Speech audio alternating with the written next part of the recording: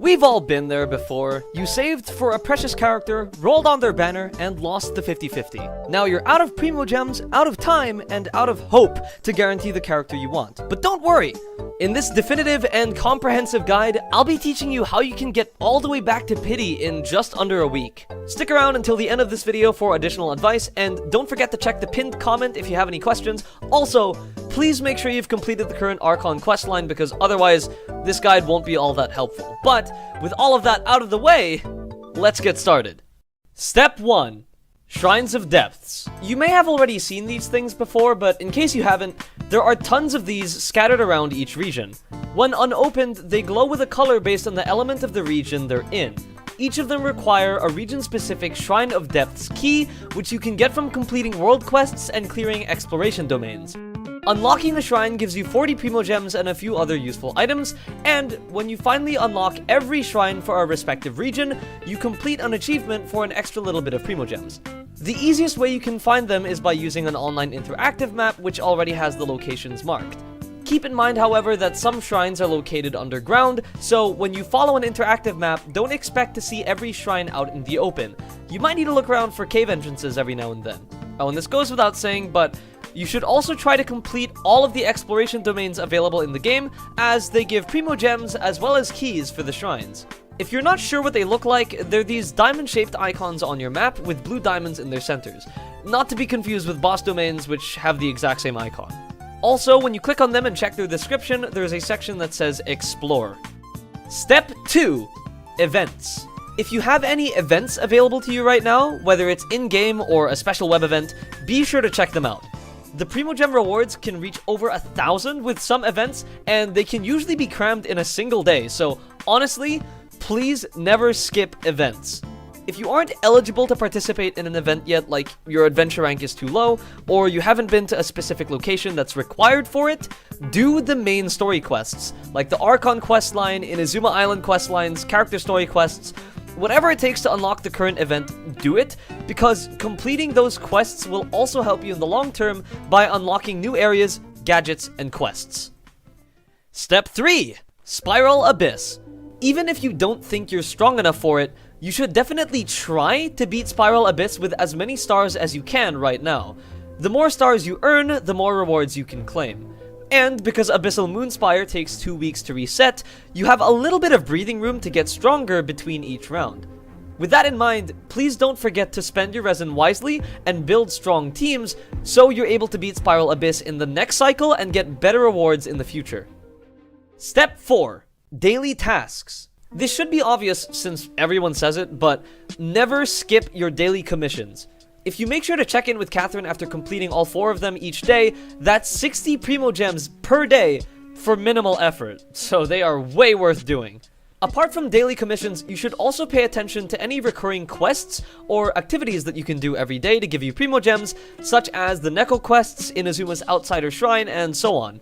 If you're interested, I'd even recommend visiting the Grand Narukami Shrine to pull for fortune slips because it'll only take you a minute, and if you're lucky, you can get an achievement from doing this that gives you 5 Primogems. Additionally, the Hoyo Lab website has a daily login system for Genshin Impact that gives you free loot every day, including 20 Primogems once in a while. This won't exactly help you with clutching, but if you didn't know about it until now, it's an awesome way to get extra Primogems and more per month for no effort at all. Step 5. Chest hunting and exploration. If you haven't noticed, opening chests can actually give you Primogems. Depending on the rarity of the chest you open, the reward you get can range anywhere from 0 to 20 Primogems per chest, and there are hundreds of them scattered around the world. So now the question is, how do we get all of them as fast as possible? Well, let's start by choosing an ideal location. In terms of regional priority, it's best to start with Dragonspine first, then move to Inazuma, then Liyue, then end with Mondstadt. This is because of what I call chest density. Out of all the current regions, Inazuma provides the most Primogems overall due to its generous, common, and exquisite chests, as well as the fact that opening chests can give you Electro Sigils, which can be traded in later for bonus rewards. These factors place Inazuma miles ahead of Mondstadt and Liyue in priority. However, Dragonspine is a unique exception. It has plenty of high-quality chests, despite being relatively small and simple to scout. Because of that, you can expect to get more Primogems in a shorter amount of time if you prioritize Dragonspine. Which is why in our list, Dragonspine is placed in a better spot than Inazuma, even though Inazuma rewards the most Primogems in total. That is chest density. You should think about this when selecting other areas as well.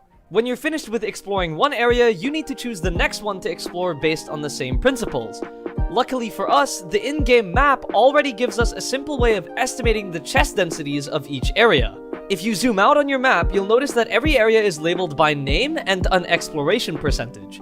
This measures not only the amount of chests you've opened, but also the amount of waypoints you've unlocked, oculi you've obtained, and so on.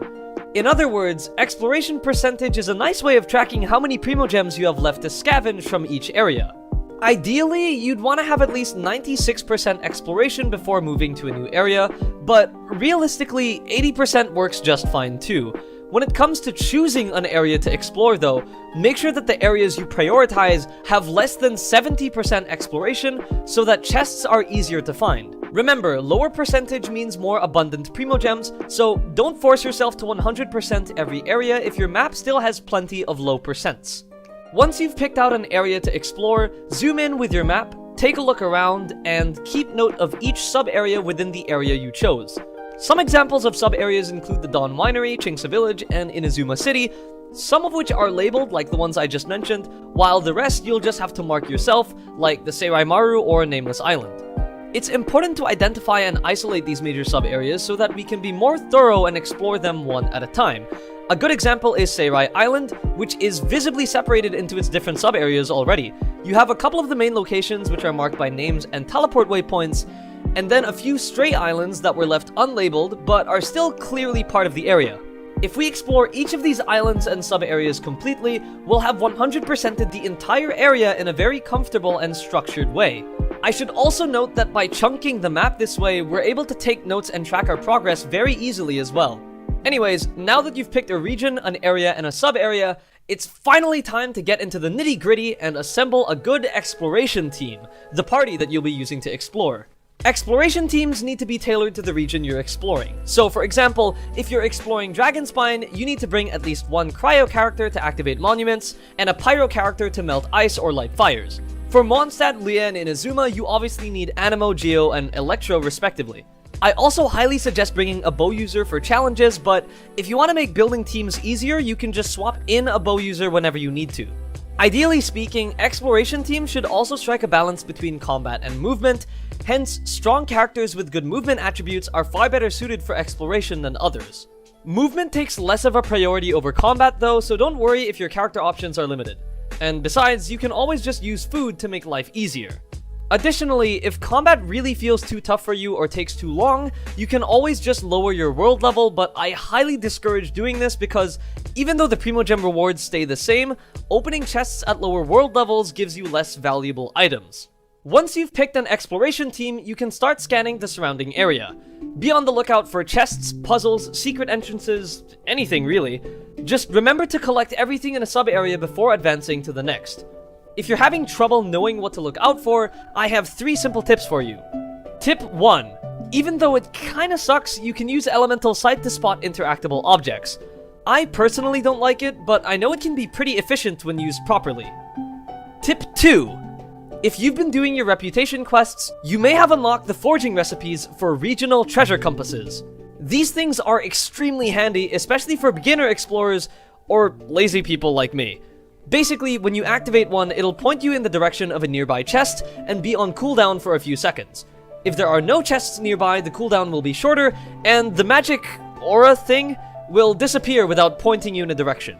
A slight downside to these is if you use them next to a wall, you might not be able to see where they're pointing. Also, they're only able to track chests that are out in the open and aren't allowed in Dragonspine apparently, so you can't rely on them to find everything. It's just more convenient if you have them with you. Tip 3. Use interactive maps. These things are honestly so helpful, they're practically a requirement for easy exploration. I've left links in the description to 2 that you can use, and they're pretty easy to understand. Just go to the left-hand side where the menu is and enable all of the essentials. Time challenges, oculi, waypoints, statues of the 7, all chest types, all puzzles, all that jazz, and you're set. All the locations of everything you need right at your fingertips. You can also enable Shrines of Depths if you haven't done that from step 1. It's all straightforward and extremely useful, but just note that you might need to search above or below you for certain things, since the interactive maps don't really account for vertical positioning and should be used more as guides to know how many chests are in each sub-area, rather than as another set of eyes. The more often you explore, the more you start to notice patterns, so don't worry if this all sounds confusing right now. The most important thing is that you're thorough and you keep your eyes peeled, because some chests in Genshin are honestly really stupidly hidden. Something to keep in mind though, the map is your best friend. Your minimap can notify you of surrounding oculi, crimson agates, and other stuff like that, so don't forget to constantly check it or pay attention to the little ping sound it makes to know when one is nearby. Also, if you happen to get stuck on a puzzle or can't access a certain location, you can simply mark where you are on the map using pins so you can return there later on. That's another thing, by the way. Some locations in the game, especially in Inazuma, are blocked until you finish their respective world quests. So, even though it takes a while, be sure to complete the world quests as you go along, especially quest lines, because those are usually what unlock the most locations. As an example, the Narukami area has its own special questline called the Sacred Sakura Cleansing Ritual. Completing this questline not only unlocks new small sub-areas, but also gives you an item called the Memento Lens, which can be used to obtain chests and other rewards from Kitsune statues around the island. For a more extreme example, Watatsumi's Moonbathe Deep questline literally unlocks an entire new area when completed, so yeah, keep an eye out for questlines, and as a final Inazuma tip, avoid exploring Surumi Island until you're done with everything else, since apart from the questline, the chests that you get from there are pretty underwhelming. Half of them are remarkable chests which don't give Primogems, so honestly, you might even be better off maxing out Leah instead. When you're done exploring, don't forget to turn in any oculi and sigils that you have.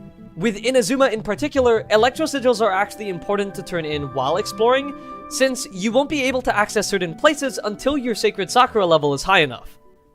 That was a long one, but we're finally done. Moving on. Step 6. Achievements. Achievements are a perfect way to passively earn Primogems while exploring, so don't forget to keep checking the achievements menu for ones you're able to do. An achievement will usually give you 5 Primogems, although there are some that give 2, 10, or 20 depending on their importance. If this sounds familiar, that's because those are the same Primogem values that chests give, which is pretty cool. Also, if you want to go the extra mile, you can research all of the achievements in the Wonders of the World category, because there are actually plenty of hidden achievements in the game that only appear in that category. Step 7. Stardust Conversion. In the Paimon's Bargain Shop, there are 2 tabs you need to focus on. One that says Star Glitter and another that says Star Dust. If you have enough Star Glitter laying around, you can simply convert it all into Intertwined Fates for more wishes. The same applies for Star Dust, but the Star Dust shop is capped at only 5 Intertwined Fates per month. So here is where a little trick comes into play. Star Dust and Star Glitter are obtained from wishing across any banner. So technically, you can obtain Acquaint Fates, wish on the Perm banner, get Star Glitter as a reward, then convert that into Intertwined Fates. Essentially, through this process, you can recycle any Acquaint Fates that you have and turn them into Intertwined. The best ways that you can obtain extra Acquaint Fates are through Character Ascension, the Frostbearing Tree, Sacred Sakura, Battle Pass, and the Adventurer's Handbook. Technically, there are other ways that you can obtain Acquaint Fates, but these are the best and most reliable for clutching because they're easy to get in short spans of time. Step 8. The Teapot. Little known fact, but the Serena Teapot can actually be a small source of passive Primogems. When you level up your Trust rank, you get a small 60 Primogem reward each time. There are also plenty of achievements associated with the Teapot, which is a nice bonus, but more importantly, you can complete special furnishing sets called companion sets that give you some rewards based on your friendship level with certain characters. Blueprints for the companion sets can be bought from the Realm Depot or unlocked by various means throughout the game. The Primogem rewards from here aren't anything crazy, but if you have enough characters and Teapot resources laying around, there really isn't much of a reason that you shouldn't try it. Step 9. Hangout events. If you don't mind skipping through all the text and have the time for it, I would honestly suggest speedrunning all the hangout events that you've unlocked so far. Reaching every ending per hangout event gives you 60 Primogems, so if you need to cool off for a second or take a break from exploration, this is a pretty great way to do that. Step 10. Additional sources. Don't forget to check your mail whenever you see that red notification. If there's been some kind of update or server maintenance recently, you have a high chance of